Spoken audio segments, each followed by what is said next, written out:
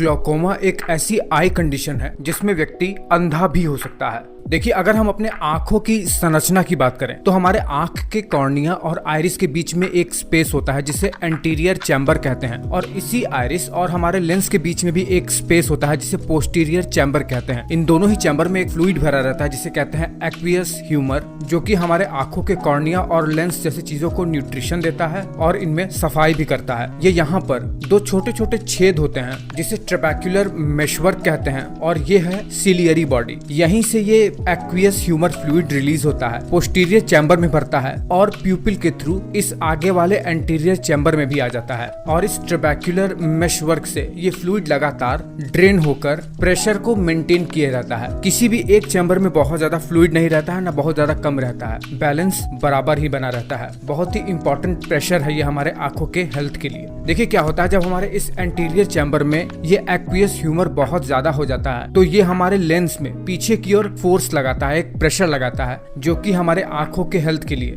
बिल्कुल भी सही नहीं होता है। ज्यादा दिन तक होने पर ये हमारे आंखों की पेरिफेरल विजन को बाधित करता है और विजन लॉस कराता है। बहुत पुराना होने पर, इलाज ना कराने पर व्यक्ति अंधा भी हो सकता है। इसी कंडीशन को ही ग्लूकोमा कहते हैं। अब ये दो प्रकार के होते हैं। एक होता है ओपन एंगल ग्लूकोमा। इसमें क्या होता है, देखिए ये जो ट्रेबेक्युलर मेशवर्क है, छोटा सा छेद यहाँ पर, अगर इसका एंगल खुला हो, ये ओपनिंग खुली हुई हो, लेकिन जो फ्लूइड एक्वियस ह्यूमर है उसका रेट ऑफ ड्रेनेज बहुत ही स्लो हो जाए, बहुत ही धीरे धीरे ये पोस्टीरियर चैम्बर की तरफ फ्लो करे, तो इस कंडीशन में धीरे धीरे व्यक्ति में ग्रेजुअली ग्लूकोमा डेवलप होता है और धीरे धीरे करके व्यक्ति का विजन लॉस होता है। लेकिन एक कंडीशन है क्लोज एंगल ग्लूकोमा, या जिसे कहते हैं एक्यूट ग्लूकोमा। इसमें क्या होता है, ये जो एंगल है बिल्कुल अचानक से बंद हो जाता है। ये पूरा जो ट्रेबेक्युलर मेशवर्क है इसका छेद ही बंद हो जाता है। इसके वजह से फ्लूइड इस एंटीरियर चैम्बर में इकट्ठा हो जाता है और ड्रेन ही नहीं हो पाता है। इसके वजह से ये लेंस पर पीछे की ओर बहुत ही हैवी प्रेशर लगाता है। क्योंकि ये अचानक से ही होता है, इसलिए इसमें व्यक्ति की देखने की क्षमता पूरी तरीके से नष्ट भी हो सकती है, क्योंकि ये पीछे की ओर फोर्स लगाकर नर्व और ब्लड वेसल्स को डैमेज कर देता है, जिससे व्यक्ति की देखने की क्षमता हमेशा हमेशा के लिए चली जाती है। अगर नर्व जो कि आंखों से लगी हुई होती है वो डैमेज होती है तो व्यक्ति को परमानेंट ब्लाइंडनेस हो जाती है या टोटल ब्लाइंडनेस हो जाती है, जिसका इलाज भी नहीं हो सकता है। और इसका इलाज कैसे होता है, इसका इलाज आई ड्रॉप से किया जाता है, जिसमें आई के प्रेशर को ग्रेजुअली धीरे धीरे करके आई ड्रॉप के सहारे कम किया जाता है। और इसे डायग्नोज कैसे करते हैं, इसे डायग्नोज करते हैं टोनोमेट्री से, जिसमें आंखों के अंदर के प्रेशर को मेजर किया जाता है और ऑप्टिकल कोहेरेंस